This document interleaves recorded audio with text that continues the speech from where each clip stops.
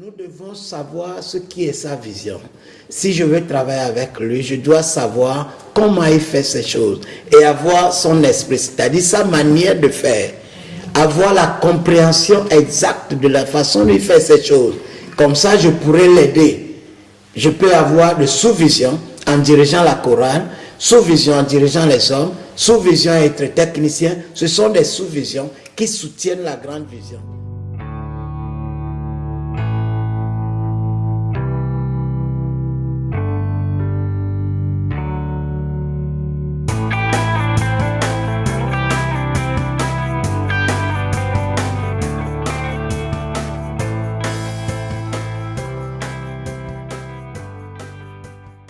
Bonjour à tous et bonjour à toutes et bienvenue sur le plateau de C'est encore possible. Aujourd'hui, nous allons encore développer et continuer la suite de notre thème qui était l'esprit du leader. Et nous sommes en compagnie du pasteur Ignace Messangan qui nous vient du Gabon. Bonjour pasteur Ignace. Bonjour. Bienvenue sur le plateau de C'est encore possible. Merci. Donc nous sommes de retour encore pour continuer et développer le thème de l'esprit du leader. Merci. Je crois avoir dit qu'un leader, c'est quelqu'un qui influence les gens avec une vision. On ne peut pas avoir un leader sans vision. On ne peut pas avoir une vision sans leader. L'un ne va jamais sans l'autre. Donc, lui, il influence les gens, il oriente les gens vers le but ou l'objectif à atteindre par sa vision pour l'intérêt commun. Chacun trouve son compte. C'est d'abord ça le leader. Il peut être un pasteur, il peut être un chef d'entreprise, chef de famille, quelqu'un qui travaille peut-être dans sa plantation avec les autres. À partir du moment où vous commencez à influencer une ou deux personnes régulièrement, vous êtes un leader. Dont la vie ou l'avenir de ces personnes se trouve entre vos mains. Et avec Dieu, il faut le faire très bien. Donc, leader, dans le contexte, nous va parler, on a parlé, on va continuer à parler. C'est pour un homme de Dieu qui a la vision pour son église et entouré des gens.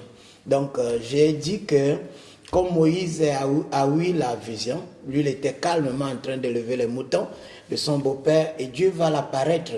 Dieu dit, bon, écoute, tu as fui l'Égypte, mais moi, je vais t'envoyer encore en Égypte pour un objectif précis, pour une vision précise. Celle d'aller dire à Pharaon de laisser partir mon peuple. Tu vas prendre ce peuple, tu vas les conduire. Je ne te dirai jamais combien d'années, mais tu vas les amener à la terre promise, là où coule le lait et le miel. Donc c'était ça la vision pour Moïse. Il ne savait même pas qu'il allait mourir à la route. Bon, après sa mort, Jésus a pris la place. C'est la même chose pour nous. Moi, j'étais à la cour de mon père, dans ma solitude, dans ma souffrance, quand quelqu'un est venu m'amener à l'église. Je ne savais pas que je partais embrasser cette carrière que j'aime beaucoup. Et par la suite, Dieu m'a appelé à faire ce que nous appelons aujourd'hui ministère international d'évangélisation, mission du salut en Christ, qui influence les gens, qui a traversé des nations. Et c'est ce jour-là encore, l'homme-là m'a dit que Dieu a dit que tu vas amener l'évangile à travers le monde. J'ai pu faire les preuves de cela au courant des années, parce que ici, ce n'est pas mon village où j'ai accepté le Seigneur. Nous sommes en France là, je suis un Africain. Comme il a dit, tu vas traverser les nations, justement, c'est ce que je fais aujourd'hui. Ça, c'est ma vision. Ils sont nombreux là-dedans. Il y a d'autres qui sont aussi des pasteurs. Mais un jour, ils étaient venus en confusion, sans savoir ce qu'il faut faire, et par des explications de la parole, et ils ont posé la vision. D'autres sont des pasteurs dans leur ministère, d'autres sont pasteurs chez nous. Donc c'est cela le leader. Mais l'esprit du leader, c'est la manière de faire du leader. Il ne faut pas seulement suivre quelqu'un, il faut savoir comment il fait ces choses. Voilà, quand Dieu appelle quelqu'un, il lui donne un esprit. Ça n'a rien à voir avec le Saint-Esprit. Le Saint-Esprit, tous les chrétiens reçoivent ça. Ça, on connaît. Mais l'esprit du leader, la manière de faire, là, nous sommes dans le territoire du pasteur Guy Kabwanga. Nous devons savoir ce qui est sa vision. Si je veux travailler avec lui, je dois savoir comment il fait ces choses et avoir son esprit, c'est-à-dire sa manière de faire. Avoir la compréhension exacte de la façon dont il fait ces choses. Comme ça, je pourrais l'aider. Je peux avoir de sous-vision en dirigeant la chorale, sous-vision en dirigeant les hommes, sous-vision et être technicien. Ce sont des sous-visions qui soutiennent la grande vision. Amen. Mais tout ça dans l'esprit du leader, c'est-à-dire la manière de faire de leader. Moi, je ne travaille pas pour Dieu si je suis dans son ministère. Moi, je travaille d'abord pour lui avant de travailler pour Dieu. Donc lui regarde à Dieu, moi je lui regarde. Je dis au Seigneur, aide-moi à bien faire, mais je lui demanderai toujours, papa, comment tu veux que je le fasse? Il va dire, ça je n'aime pas, ça j'aime, parce que si ça s'écroule, c'est pas moi que Dieu va punir, c'est lui que Dieu va punir. Voilà pourquoi je dois connaître l'esprit de leader, avoir l'esprit de leader ou l'esprit de papa, afin de porter la tâche. Et aussi, on a expliqué que Jéthro était venu voir son beau-fils Moïse, mais Moïse n'avait pas eu le temps pour le recevoir, parce qu'il était occupé, de matin jusqu'au soir, car il faisait tout par lui-même. Et ce vieux a regardé et dit non. Dans Nombre chapitre 18, si nous lisons à partir du verset 18, il dit, écoute-moi, je vais te donner un conseil. Choisis parmi les gens. Il a donné des critères importants, des personnes honnêtes, capables, craignant Dieu, ennemis de quoi? De cupidité. Et met ces gens-là devant les gens, le groupe de 1000, de 100, de ceci et de cela. Dans l'administration, c'est ce qu'on appelle la décentralisation.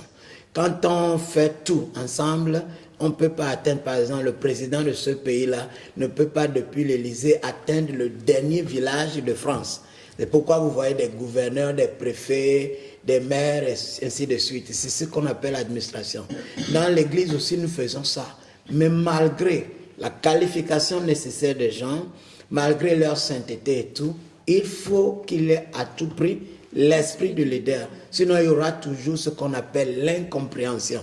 Et après, il y aura de problèmes. Papa va dire ceci, l'enfant va dire cela. Et puis, chacun va chercher le camp dans l'assemblée pour soutenir son groupe.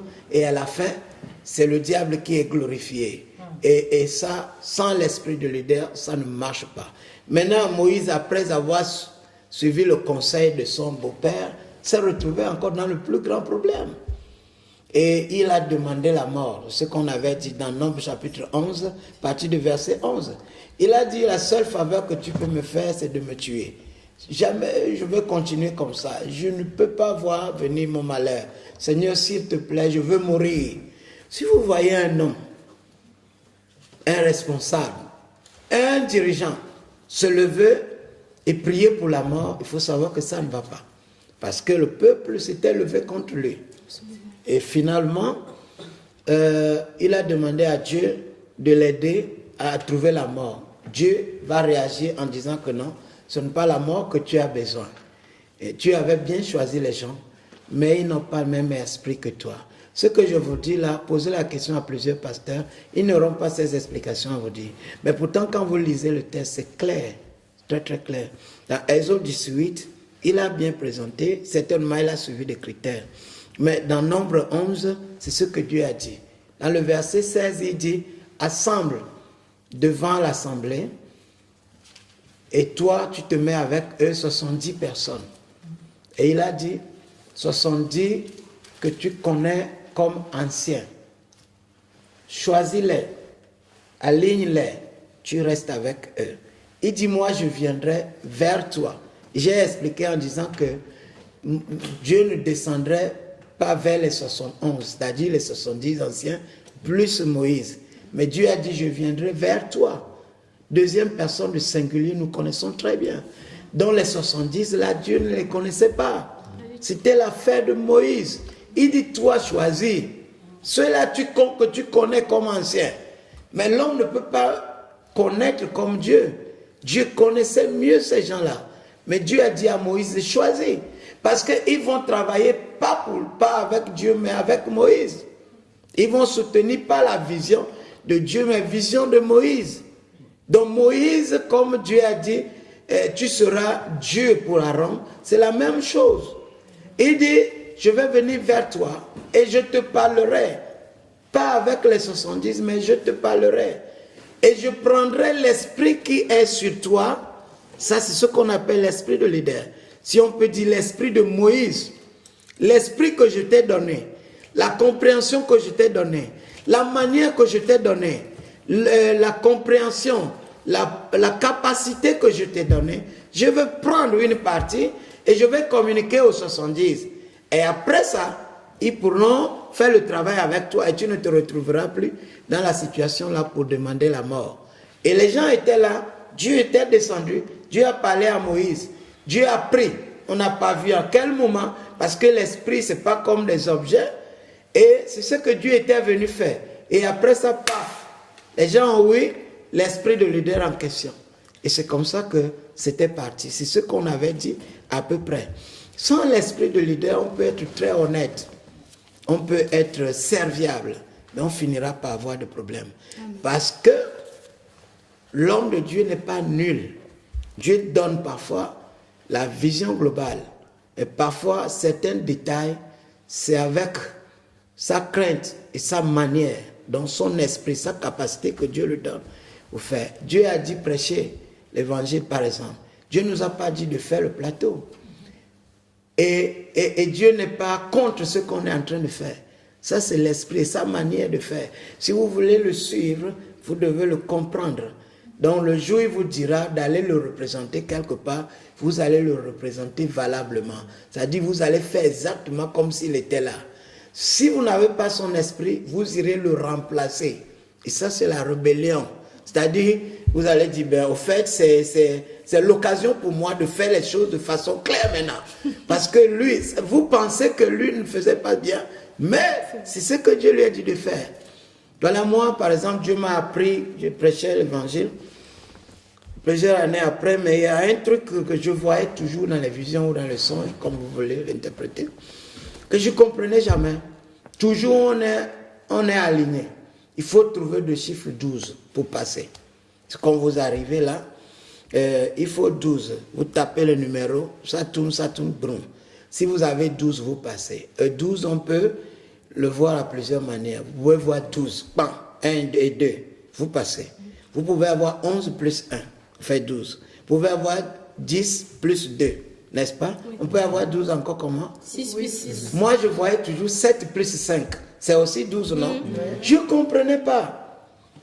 4-5 ans après, Dieu va me parler. J'étais assis comme ça. J'ai déjà fini de prier le matin, lire ma Bible.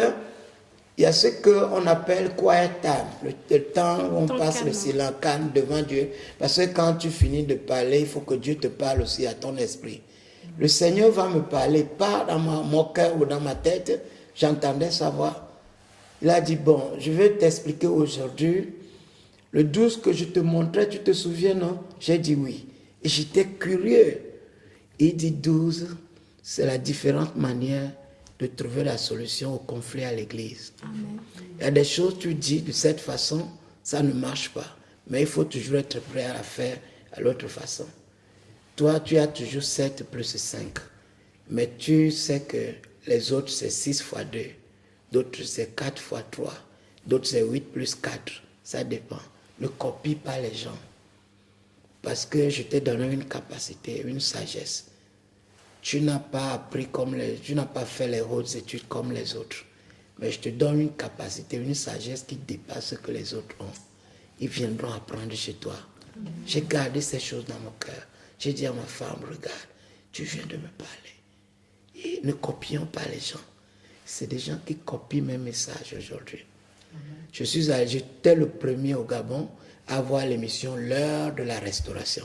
Si vous rentrez dans la ville de Libreville aujourd'hui, il y a l'heure du Saint-Esprit. Même à la première chaîne, il y a l'heure de la vérité. J'étais le premier. Et tout ce que Dieu a dit se réalise aujourd'hui. Je suis allé à Lomé, l'heure de la restauration. Il y a plusieurs heures de la restauration aujourd'hui, à la radio comme à la télé. Il y a des thèmes. Moi, les thèmes ne me manquent pas. Ça suffit de regarder ce qui se passe, je prie et puis je suis là comme ça. Pam, c'est venu. Le thème vient.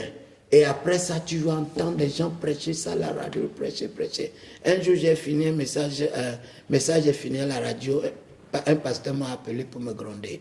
Il dit, papa, qu'est-ce que tu fais? Ça fait déjà 4 semaines, c'est les différents messages. Ça, tous ces messages, j'ai déjà prêché ça. Mais prêche de nouvelles choses. Ce que tu oublies, c'est que quand toi tu prêches vendredi, moi je copie pour prêcher dimanche chez moi. J'ai dit, moi, tu n'as jamais envoyé la dîme. Tu travailles avec ma révélation, tu n'as jamais envoyé la dîme. Donc l'esprit de leader, c'est ça. Maintenant, si un enfant veut travailler avec moi, il doit m'étudier pour me connaître. Et tout le monde sait que je me fâche aussi vite. Si tu veux travailler avec moi, tu dois me connaître comme ça. Tu seras bête d'aller dire non, je lui ai parlé, c'est fâché. Mais tu dois savoir que je suis comme ça. Tout ça, c'est l'esprit de leader. Tu ne dois pas craquer la porte parce que je t'ai grondé. Parce que moi, en plein culte, je gronde.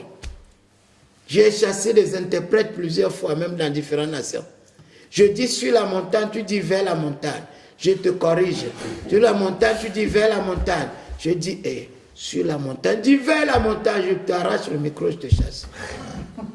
Parce que tu es en train de dire à peu près. Mais j'aimerais que tu dises au moins l'essentiel. Alléluia. Amen. Donc c'est ça un peu ce qu'on appelle l'esprit de leader.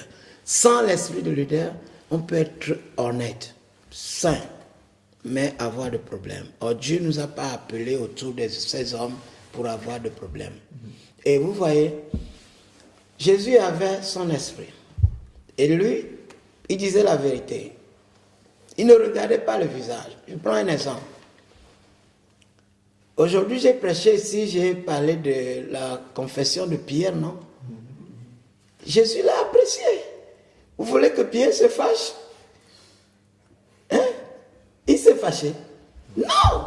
Il pouvait dire, waouh, entre nous ici, c'est quoi que la révélation? Oh là là, le Seigneur lui-même reconnaît ça. Bravo. Non loin de là-bas, lisez. Jésus a dit, je vais à Jérusalem, je serai arrêté, les païens vont me tuer et tout. Pierre a dit, jamais ça ne va pas t'arriver. Jésus l'a regardé, il a dit, arrière-moi, Satan. Mais comment? On peut être inspiré par le ciel. Il n'y a pas longtemps, ensuite on devient Satan. Il faut connaître l'esprit dans lequel Jésus parle. Jésus savait que ce que Pierre a dit n'avait rien de lui-même. Hein, c'est le diable. C'est la volonté du diable qui ne meurt pas. C'est pourquoi il a dit, arrête de moi, Satan. Mais si c'était à nos jours, Pierre craquerait la porte, dit, bon, on me traite de Satan, vraiment, c'est... Vous voyez, sans avoir l'esprit de leader, on tombe dans le problème pour rien. Donc, d'où la nécessité d'avoir l'esprit de leader. Parfois, au début, nous les leaders, on souffre beaucoup pour faire comprendre aux enfants ce que nous aimons, comment ils doivent faire les choses. Surtout les enfants adoptifs. Les enfants adoptifs sont ceux-là qui ne sont pas nés, c'est-à-dire convertis dans nos églises, mais qui sont venus d'ailleurs, qui sont aussi très importants. Mais le problème avec eux, c'est qu'ils n'acceptent pas vite l'esprit de leader parce qu'ils ont un autre modèle dans leur tête. Bon, ils vont toujours chercher à faire comme ils ont vu. Mais ils sont partis de là-bas parce qu'ils se disent que non, là-bas, c'est pas bon. Mais en même temps, ils vont vous obliger à faire comme là-bas. Comme s'ils veulent que vous ayez le chèque comme là-bas. C'est ça la complication. Il faut un travail de transition. Chaque fois que les enfants adoptifs arrivent, pour qu'ils arrivent à comprendre aussi l'esprit de la maison. Sinon, ils viennent seuls, mais ils n'aiment pas partir seuls. Ils viennent toujours prendre des gens. Or, on ne doit pas aller à une église, au lieu d'être solution, on devient le problème. Donc, avec l'esprit de leader, on réussira à éviter plusieurs choses. Voilà à peu près ce qu'on a dit la dernière fois. Si vous voulez, on va essayer de continuer un peu et je vais ajouter bâtir avec des membres de qualité. C'est ça. Très bien. Vous pouvez nous parler de justement du fait de bâtir avec des membres de qualité. Qu'est-ce qu'un membre de qualité? Voilà, un membre de qualité. Là, je l'appelle dans mon contexte, je parle la pierre. Voilà, nous voyons que dans la construction, les pierres représentent le béton. Parce que quand on fait le béton, il y a toujours des graviers, il y a des fers. D'ailleurs, il y a le béton qu'on appelle béton armé. Voilà, ces bétons-là sont placés au coin stratégique de chaque bâtiment. Vous voyez des immeubles. Ici, en Europe, il y en a beaucoup, des immeubles. Et il n'y a pas un immeuble sans le béton, donc sans les pierres. C'est pour cela qu'ils tiennent. D'étage en étage, étage en étage, la maison tient parce qu'il y a des pierres. Mais il y a aussi des briques. Deuxième matériel, c'est les briques. Les peintures et tout ça, on peut les changer quand on veut. Mais on ne casse jamais des briques. Si on casse, c'est qu'il y a une modification. Mais à la fin, on va toujours remettre les briques. Les briques sont bonnes, mais les briques ne soutiennent pas le bâtiment. Le matériel le plus important dans la construction de l'église, bon, quand nous parlons en termes de membres, c'est la pierre. Bon, un membre de qualité, c'est pierre. Et pierre, c'est quoi? Sa spécialité, c'est quoi? C'est de soutenir l'œuvre. Si vous lisez, soutient en quelle manière? De supporter les souffrances, suivre le berger, endurer des souffrances, de faire en sorte que les choses marchent et la maison tienne. Les pierres ne cassent jamais les maisons. Même quand il y a pression, tempête, de cyclones et tout ça, vous allez voir le béton. Boum, boum, boum, boum, boum, boum. Et le béton, quand vous prenez le marteau, vous tapez dessus, vous montez. Il crache le feu. C'est pour vous dire que vous ne pouvez pas m'éliminer. Moi, mon devoir, c'est de soutenir cette maison. Vous ne pouvez pas me... Tape-moi bien, mais je ne tombe pas. Et les briques couvrent seulement. Quand il n'y a pas de pression, les briques sont là. Vous ne pouvez pas regarder à l'intérieur de la maison en passant par dehors parce que les briques, d'abord, c'est bon. Mais quand il y a pression, un voleur dit, bon, tiens, je peux rentrer là-bas, aller prendre les caméras avec lesquelles les gens la filment. Il y a 3 caméras dedans. Il ne tapera jamais un béton parce qu'il va perdre son temps. La pierre va résister jusqu'à ce que les voisins vont se réveiller. Mais les briques, 3 coups de marteau suffisent pour qu'il dise, bon, en tout cas, bon, comme tu veux, hein, tu peux passer par ici. Les caméras sont à côté là-bas, pas de problème. Ça, c'est les membres qui sont là pour leur intérêt. Je n'ai rien contre eux. Après tout, eux aussi ferment au moins, quelque part. Mais à condition qu'il n'y a pas de crise. Dès qu'il y a la crise, ils cèdent. Ils s'en foutent. Ils partent. La maison peut tomber, ce n'est pas notre problème. Mais les briques vont toujours tenir. C'est pourquoi parfois, vous voyez, on monte des poteaux, on coule, on monte, on coule, on monte, on coule, et on ferme à la dernière minute. Parce que c'est les poteaux qui se tiennent. Jésus, quand il a dit, qui disent les gens que je suis? Les gens ont dit non, les gens disent que tu es prophète, tu es Élie, tu es ceci. Il a dit d'accord. Il a regardé les 12, il a dit, mais vous, qui suis-je pour vous? Ils avaient du mal à répondre à cette question. Pierre a pris la parole. Il a dit, tu es Jésus-Christ, le Fils de Dieu vivant. Jésus l'a loué. Il a dit, ah, ce ne sont pas la chair et le sang qui t'ont révélé cela, mais mon Père qui est dans les cieux.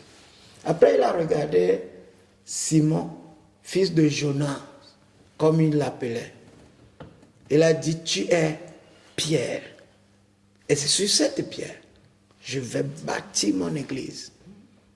Et la mort et le séjour de mort ne feront rien à cette église. Vous imaginez, l'église depuis sa naissance, ils ont combattu les apôtres, ils ont tué les saints. On connaît l'histoire de Néro et les autres là. Ils ont amené les chrétiens à affronter les lions. Tout ça avec le but d'arrêter l'église. Mes amis, plus on combat l'église, plus grande elle devient. Et toute chose concourt au bien de ceux qui croient en Christ. Ça c'est l'église, vous savez pourquoi? Parce qu'elle est bâtie sur les pierres. Donc chaque visionnaire a besoin des pierres. Collaborateur ou enfant de l'église qui n'est pas une pierre causera le problème à l'église. Viendra seulement pour son intérêt. Il veut que son genou qui fait mal là s'arrête. Oh pasteur, il faut prier. Oh là là là là. Si tu peux passer 2 jours pour jeûner pour moi, ça me ferait plaisir parce que vraiment je ne dors pas. Il pense que l'homme de Dieu, lui c'est la machine de prière. Il vient appuyer seulement bouton, pi, et lui prie. Et lui aussi c'est un homme. Il a sa femme, il a ses enfants, il a les mêmes réalités que nous. Mais nous on vient, on ne fait rien pour le soutenir dans ce qu'il fait. On veut seulement l'exploiter. C'est un homme de Dieu, prie pour moi. Et il y a des choses, il ne fait pas du non, il n'y a pas l'amour ici. Parce que vraiment, je suis malade, personne n'est venu me visiter. Mais lui, il a fait 20 ans, il n'a jamais visité un malade à l'église un jour. Et il dit ici, il n'y a pas l'amour. Il n'y a pas l'amour. Il y a moins d'amour. Mais j'ai fait l'accident au travail là. Je n'ai vu personne. Personne n'a amené même 100 € pour moi. Tu ne salue pas. Parce qu'eux, ils ne font rien pour l'église. C'est des briques qui revendiquent, Donc je veux me marier et normalement je veux que la salle soit bien. Mais ils ne donnent même pas l'offrande. Et quand vous ne faites pas, il a dit, il n'y a pas l'amour. C'est des briques. Des gens comme ça à l'église, moi j'ai moins de temps pour eux. Parce qu'il y en a qui ne changeront jamais. Il y a d'autres, quand ils quittent, je ne le cherche pas. Parce que s'il influence d'autres personnes à être comme lui, je serai en danger. Mais par contre, j'ai beaucoup de pierres. J'ai beaucoup de pots de pierre. Il y a des pasteurs qui m'appellent à l'étranger. S'il te plaît, il y a un de nos pasteurs qui va venir de France. Est-ce que tu peux le recevoir? Il vient pour raison familiale. Oh là là, tout de suite on va louer. Je prends le micro, vous dites, bon, écoutez, c'est pas nous, mais un ami m'a appelé, son pasteur doit passer. S'il vous plaît, on doit bien le recevoir. J'ai besoin d'argent. Qui me donne 1 000 €? Quelqu'un va dire, j'en ai pas, mais je vais amener. Ils amènent. Amenez des cadeaux. Ils vont amener. Et il va prêcher. Et un homme de Dieu, quand il prêche, vous dit Dieu vous bénit. Quand les nuages s'assemblent, après avoir se rassemblé, il finit toujours par répandre la pluie. D'autres, bon, ils vont prêcher, bon, pas comme vous attendez, mais nous, on les reçoit quand même. J'ai des pierres. Au départ, ce n'était pas comme ça, mais il a fallu enseigner ces choses. Mais toujours, il y a des briques. Parmi les soi-disant enfants des responsables, il y a toujours. Ils ne sont pas responsables, comme on les appelle. Il y en a ça partout. Donc, il est important que chaque brebis sache qui elle est. Mais ceux qui sont des pieds là sont aussi des cabris. Les cabris parmi les moutons. Les moutons ne font pas de bruit. Les moutons, vous les nourrissez. Vous ouvrez la bergerie, ils rentrent. Vous ouvrez, ils sortent, vous êtes devant, ils vous suivent. Jésus dit, quand je ferai sortir mes troupeaux, je serai devant eux, ils vont me suivre. Je connais mes brebis me connaissent. Ils entendent ma voix et me suivent. Elles ne suivront pas un étranger. Mais les cabris ne font pas ça. Cabri, au lieu de dormir, va dire... Il voit le berger passer par-ci, lui passe par ici. J'ai vu au village, une dame partout, elle passe, son mouton la suit. Un jour, on l'a volé le mouton. Mouton l'a amené au marché. Quelqu'un du village a reconnu, puisque elle a lancé déjà l'alerte que non, j'ai perdu mon mouton. Ah, ton mouton là qui te suit partout, il dit oui, quelqu'un me l'a volé. Et le mouton n'était pas à l'aise. Maintenant, quelqu'un a vu ça au marché, personne a entraîné le voleur jusqu'à chez le chef. On l'a appelé, on dit voilà, on a trouvé ton mouton au marché. Il a dit oh, Dieu soit loué. Ce mouton-là, on dort ensemble. On se lève ensemble. Je viens de vendre seulement ces petits, les restés, les mêmes enceintes. Maintenant, comment on va me voler ça? Je n'ai que ça. Elle pleurait. Et il me manque. La brebis là me manque. Je dors maintenant seul. Un mouton. L'amitié entre la femme et le mouton. Maintenant, arrivé chez le chef a dit, attachez-moi le mouton là. Puisque les gens ont témoigné qu'elle a un nom qu'elle a attribué au mouton. On a demandé au voleur, tu as donné un nom à ton mouton? Il dit oui. Il dit bon, on va mettre le mouton ailleurs. Le mur va vous séparer. Toi, tu as donné un nom au mouton? Il dit mais bien sûr. Quand il va entendre ma voix là, vous allez voir. On a dit au voleur, toi, appelle le mouton. Il a appelé Fono, fatigué. Le mouton ne savait même pas que quelqu'un l'appelait parce que ce n'était pas son nom. Jésus a dit, je connais. Elle entend ma voix et me suivre.